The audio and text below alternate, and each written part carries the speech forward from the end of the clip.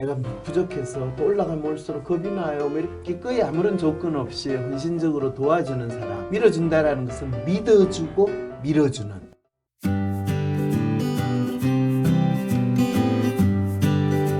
저는 남들이 부러워하는 직장에서 억대 연봉을 받고 있는 소위 잘나가는 커리어 우먼입니다. 주변에서는 제가 아무 고민 없이 행복하게만 살고 있는 줄 알고 있답니다. 하지만 현실의 저는 전혀 그렇지 않습니다.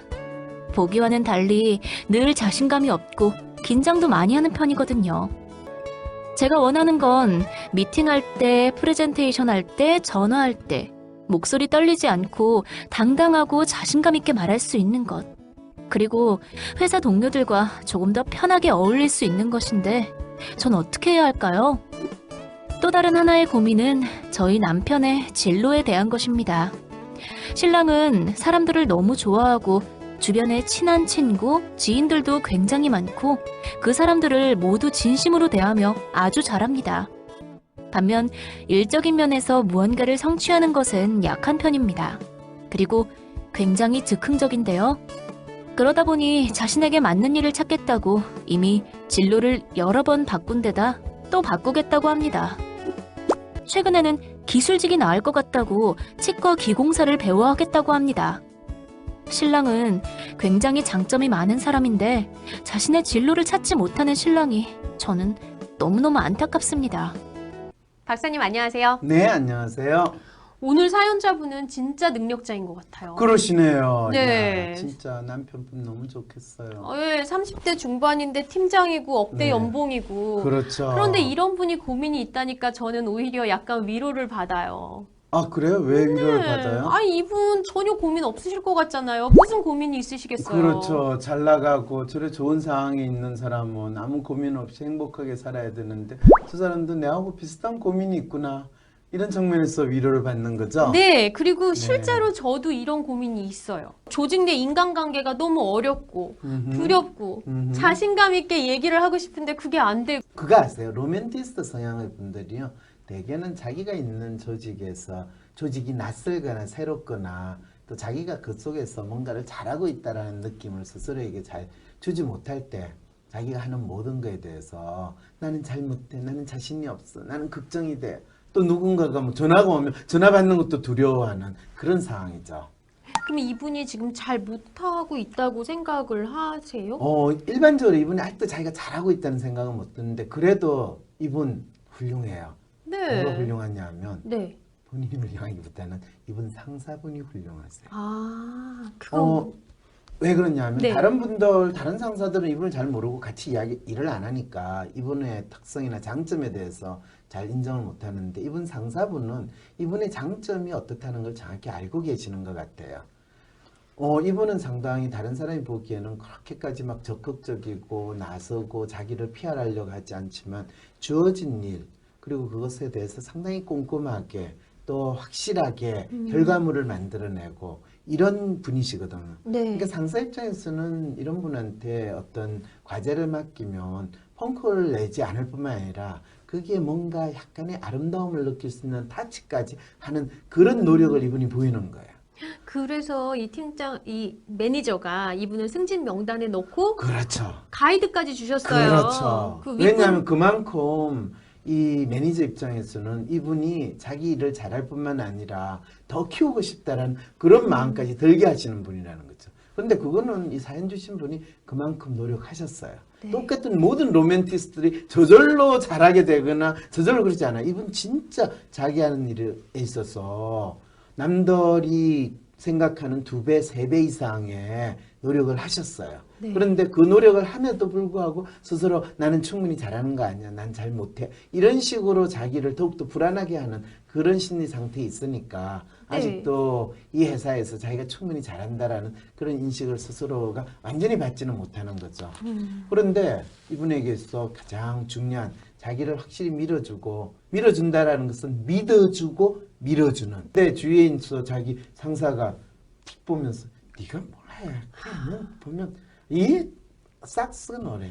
그렇게 소극적이가지고 되겠어? 뭐 이런 식으로 나왔다면 이분은 그냥 금방 포기하고 역시 나는 안 돼 이러는데 그 부분에 있어서 상사가 믿어주고 더 격려했다라는 거. 그것이 사실은 지금 이분이 상당히 잘하게 되는 에센스거든요. 아, 그런데 이분은 그러면 지금 단계에서 더 잘한다라고 할 때 그걸 일반적으로 생각할 때 더 내가 한 거를 소개하고 또 다른 사람들한테 더 적극적인 모습을 보여야 된다라고 생각하는 거는 완벽한 삽질이 되는 거죠. 자기의 성공의 에센스가 뭔지를 모르는 상태에서 남들이 다 이래야 된다, 이거 하는 게 좋다라는 것을 쫓아가게 되는데 그런 경우에는 이분이 어려움을 가지게 돼요. 이럴 때 그럼 어떻게 하면 이분이 조금 더 안정적으로 자신감을 가지고 자기가 더 잘할 수 있습니까? 또 다른 사람하고 소통하는 게 필요합니까? 하면 가장 일차적으로 필요한 건요. 네. 자기가 관련된 일에 있어서 다른 사람이 일을 많이 도와줘야 돼요. 아, 그렇군요. 많이 도와주는 건 자기 일이 아니라 그 사람의 일을 마치 자기 일처럼 도와줘야 돼요. 이분이 그렇게 도와주면 그걸 잘 도와주겠어요? 못 도와주겠어요? 자기 일처럼 진짜 꼼꼼하게 잘 도와주실 잘 것 도와주죠. 같아요. 이야기 안 해도 도움을 받은 사람은 이 사람이 얼마나 능력이 있고 잘하는지를 알거든요. 이분 대신 스피커 역할을 해가지고 알려주고 윗사람 아랫사람 다 그걸 해요. 물론 도와줘도 그거에 대해서 입 싹 닦는 사람도 있죠. 상관없어요. 아, 그래서 본인이 잘하는 것을 통해 가지고 자기의 능력을 더 안정적으로 인정받고 또 여러 사람들을 도와주고 나면요, 이분이 훨씬 더 스스로 이제 자신감? 그렇죠. 그런 게 생길 것 같아요. 그럼요. 바로 그 상황이 되는 거죠. 음. 그러면 굳이 자기가 부담스러워하는 뭐 일반적인 인간관계의 다양한 모습, 사회적인 활동, 회식 뭐 이런 걸 안 하더라도 네. 이 조직 속에서 본인의 존재감은 충분히 있는 거죠. 근데 물론 본인 일부터는 기본적으로 하지만은 네. 어떠더라도 기꺼이 아무런 조건 없이 헌신적으로 도와주는 사람 이런 느낌으로 자기 포지셔닝을 설정하게 된다면 아마 어떤 지금 상사도 상당히 자기를 지원하지만 누구도 항상 어떤 사람이나 모든 사람들이 모든 사람 아니겠죠 아무래도 네. 상당히 많은 사람들이 이 사람을 위해서 뭔가 대변인 역할을 해주려는 그런 상황이 되겠죠. 그렇군요. 근데 사실은 그런 과정에서 사람들하고 상당히 진한 감성적인 공유, 그게 고마움이든 또는 내가 이 사람을 도와줘서 뿌듯함이든 이런 정서적인 이 교류나 유대감이 형성된다면 이분은 훨씬 자기가 있는 조직에 있어서 안정감을 가지게 돼요. 그러면 자연스럽게 그 조직의 구성원들에게 이분의 영향력이 확대가 되기 때문에 더 높은 자리에 간다 하더라도 이분의 리더십은 훨씬 잘 발휘가 되는 거죠. 그리고 박사님, 근데 저는 좀 생뚱맞았던 게 네. 이분이 갑자기 남편 얘기를 막 하세요. 그렇죠. 이분이 뭐냐면 정말 사람 좋아하고 그러시는데 자꾸 직종을 바꾸어 가면서 일을 성취하는 것에 정착을 못 하시는 그런 문제가 있으시거든요. 그렇죠.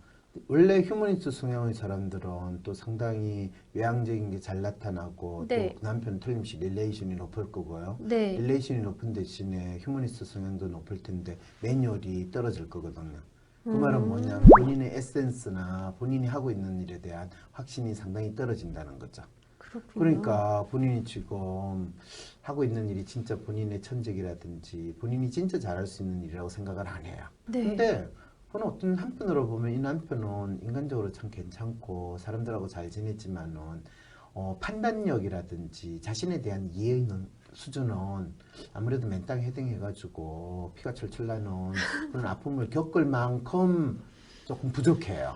그렇군요. 왜 그러냐면 네. 이분이 사실은 사람들하고 어울리는 거를 좋아하는 것 같아요? 싫어하는 것 같아요? 그게 좀 헷갈려요. 처음엔 되게 좋아한다고 그랬는데 지금은 그냥 혼자 일하는 게 낫다고 이렇게 얘기하세요. 혼자 일하는 게 낫다고 그런 거예요? 아니면 치기공사가 혼자 하는 일이라고 지금 생각하는 거예요? 사람들과 어울려 하는 일보다 혼자 묵묵히 하는 기술직이 나을 것 같다고 이야기하면서 치과 기공사를 배워야겠다. 그럼 그건 무슨 뜻이에요? 그러니까 이분은 치과 기공사가 혼자 묵묵히 하는 기술직이라고 생각하신다는 거예요. 네. 이분은 로봇 이빨을 고쳐주는 거예요? 아니죠. 사람의 이빨을 고치겠죠. 그렇죠. 사람의 이빨을 하면 혼자 묵묵히 해요. 그 환자하고 같이 일을 하는 거예요. 그렇죠. 뭐 상호작용하면서 환자와 같이 일하겠죠. 그리고 진짜 능력 있는 치기공사든 치의사든 심지어 상담하는 사람도 마찬가지지만은요. 그 그 내담자의 기분이나 상황에 맞게 이거야 많이 아프실 거예요. 야 아프신데 잘 참으셨네요. 뭐 아파 죽는 줄 알았더니 별로 안 아파. 따끔했는데 잘 참았다니까. 네. 그 따끔한 것도 안 아파.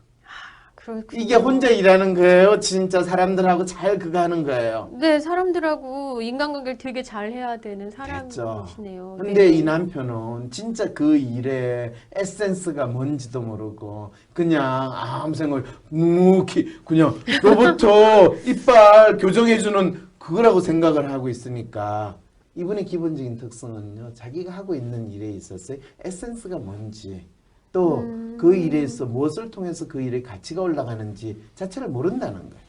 그거는 본인이 뭐 비즈니스를 하면서 자기가 무슨 서비스나 상품을 파는지도 모르고 사세요 이러면 사람들이 그런 같이 몰려와가지고 내가 장사가 잘 될 거라고 믿는 그런 생각하고 똑같은 거라는 거죠.